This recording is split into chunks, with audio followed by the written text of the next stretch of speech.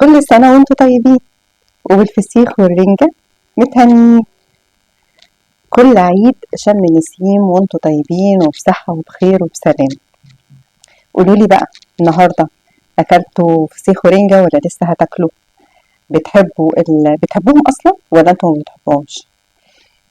شم النسيم ده طول عمرنا نجيب فيه نستناه عشان نجيب الفسيخ والرنجة، بس الغريبة بقى اللي أنا لاحظتها إن في ناس غير إنها ما بتحبش الفسيخ ورنجة، ودي حاجة أنا تقبلتها. اكتشفت إن في ناس ما بتحبش السمك أصلا. يا جماعة انتوا عايشين ازاي؟ السمك ده حاجة مفيدة جدا، ده في ناس بقى كمان ما بتحبش أي حاجة بتطلع من البحر، يقولوا لك لا احنا أي حاجة بتطلع من البحر ما بنحبش ناكلها، وبيقعدوا يشبهوا الحاجات سواء السمك أو الجمبري أو السوبيا أو بتشبيهات غريبة كده. بس تمام، هو طبعا الناس فيما يعشقون مذاهب، بس يعني السمك والبحر ده حتى أنا بحس إن هو حاجة نظيفة يعني. بس ما علينا. الفيديو اللي أنا عاملاه النهارده ده من ضمن سلسلة كوزي توك. الكوزي توك اللي هو احنا بنطلع نتكلم كده في اللاشيء يعني. أنا طالعة أعيد عليكم وأقول لكم كل سنة وأنتم طيبين، وأقول لكم حاولوا تتبسطوا.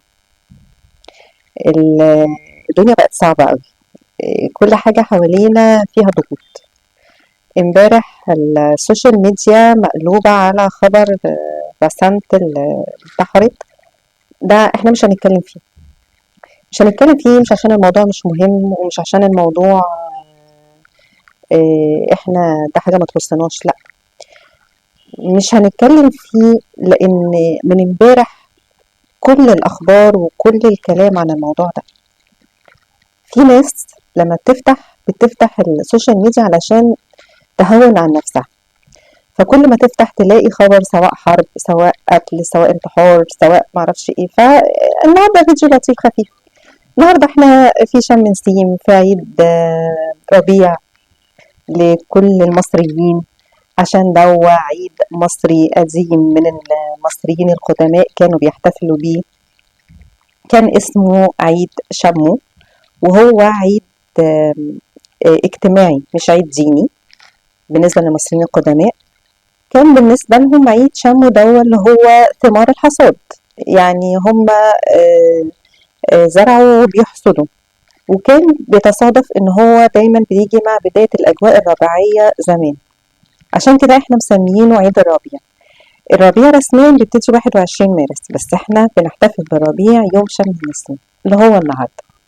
توقيته امتى ده بقى بيبقى تبع يعني دي طريقة توقيت معينة وحسابات معينة، دي مش قصتنا ان هو شم النسيم عيد مصري قديم، عيد اجتماعي. على فكرة دي خدناها في التاريخ، لما يعني في العصر الفرعوني ده من الحاجات كنا بناخد الأعياد الاجتماعية بتاعت المصريين القدماء، فكان منهم شم النسيم.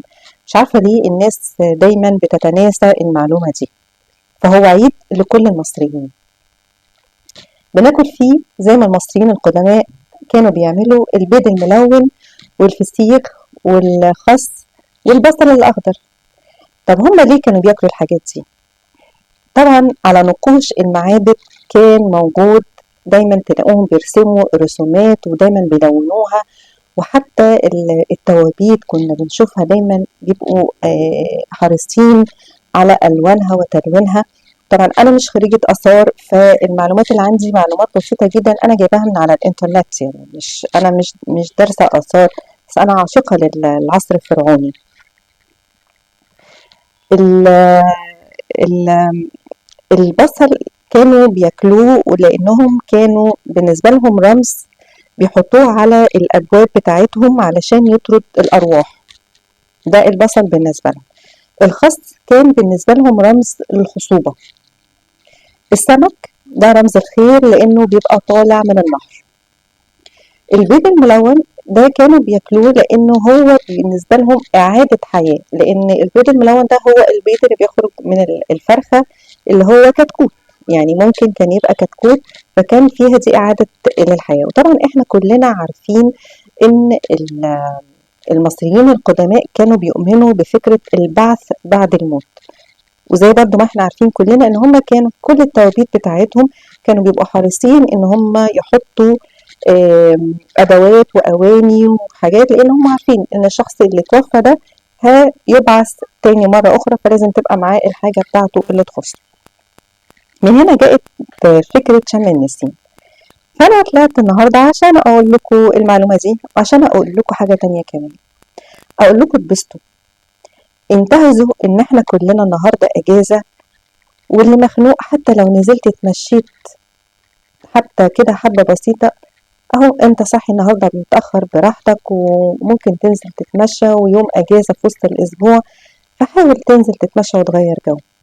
حاولوا تنتهزوا فرصة النهاردة وتتجمعوا مع بعض على الغدا، على أكلة حلوة، سواء بتحبوا السمك، سواء بتحبوا الفسيخ والرنجة والسردين، سواء هتاكلوا هتجيبوا أكل من بره، هتعملوا أكل تاني خالص في البيت غير الأكلات دي لو انتوا مبتحبوهاش، بس انتهزوا فرصة إن انتوا متجمعين.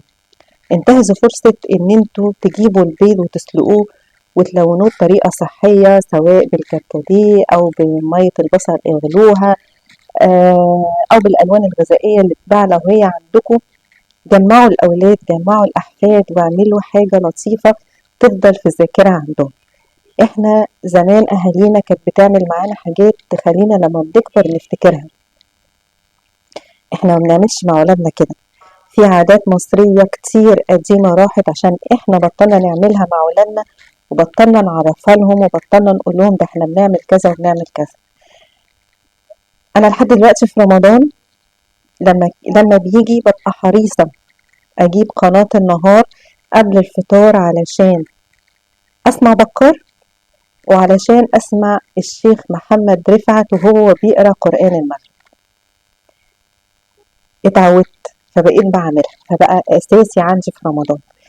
العادات احنا عاداتنا حلوة قوي، بس احنا اللي بنخلي عاداتنا دي تنقرض عشان احنا ما نسلمهاش للجيل اللي بعدينا، احنا ما بنعلمهاش لولادنا. احنا عمالين نقول ان الدنيا صعبة والحياة بتجري، اهالينا برضو كانوا بيقولوا الكلام ده، بس هم علمونا حاجات وسابوا لينا ذكريات. فانتهزوا فرصة النهاردة، ان النهاردة عيد الربيع والجو ممكن يكون لطيف شوية. حاولوا تخرجوا، حاولوا تاخدوا ولادكم، حاولوا انتوا تروحوا لأهاليكم تزوروهم، تقعدوا معاهم، تجيبوا أكل وتروحوا لهم وتقولوا لهم احنا هنيجي نقضي معاكم النهاردة يوم الربيع ويوم شم النسيم عشان نستمتع باللمة الحلوة.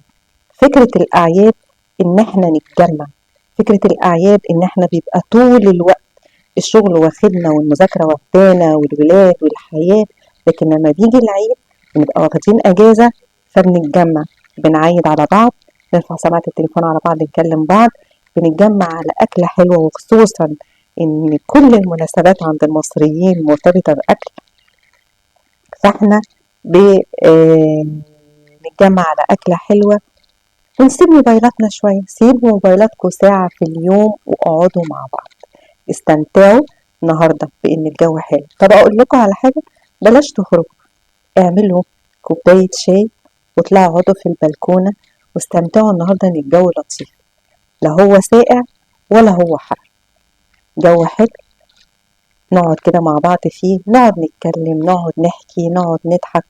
المهم نبقى غيرنا، صدقوني هيفرق. أي حاجة بسيطة صغيرة بتعملها هتفرق معاك، وهتفرق في نفسيتك، وهتفرق في اللي حواليك. كل سنة وانتم طيبين. النهاردة كان كوزي توك، معرفش بصراحة الفيديو الجاي هيبقى كوزي توك برضو ولا هنتكلم فيه في موضوع مهم، دي حاجات بتاعت تساهيل ربنا. كل سنة وانتم طيبين، كل شم نسيم وانتم بخير، وعيد ربيع حلو ويوم جميل والدنيا ربيع والجو بديع، وقفلي على كل المواضيع اللي تضايق وتوجع القلب وتتعب. كل سنة وانت طيب.